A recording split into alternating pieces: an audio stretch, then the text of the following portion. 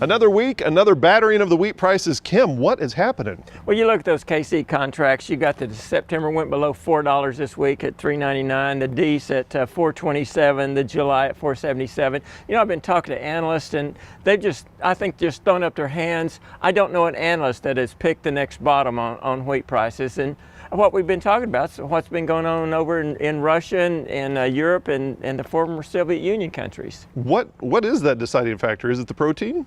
Well, I think the quality of the product and the quantity. You look at at Russia. You know, they're having a record crop. They beat last year's record. They may produce over 3 billion bushels of wheat this year. They're the #1 exporter last year. They're projected to be the #1 exporter this year. They've got they're selling 12.5 protein. They're delivering those cargoes relatively easy. They even have a lower price for the 11.5. And then this week it came out that France's wheat, 92% of it's 11.5 protein or better, milling quality wheat, and the majority of it is 12.5 protein or better.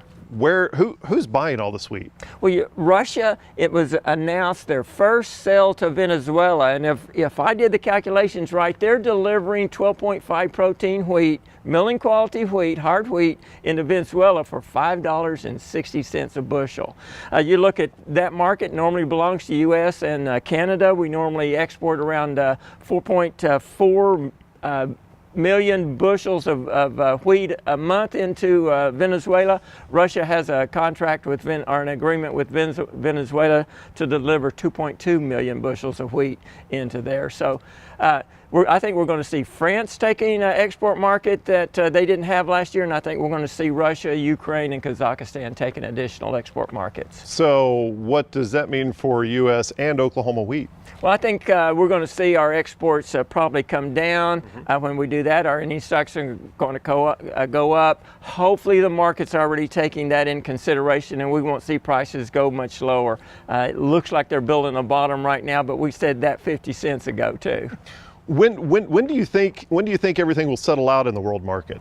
Oh, I started to say I think as soon as we get a handle on what Russia and France is going to do, but I think we've already got a handle on that. We've got Australia that, their production was projected to be 33% lower. Right now it's 25% lower if that Australian crop continues to grow. And if we look at Argentina, if their crop was to grow, it could get worse. Before the seeds are planted for grain this year, what advice do you have for those wheat growers in Oklahoma? Put a pencil to it. I don't know that we can afford to plant those marginal acres. I think you've got to look at managing your costs. That's extremely important, in getting that yield in there.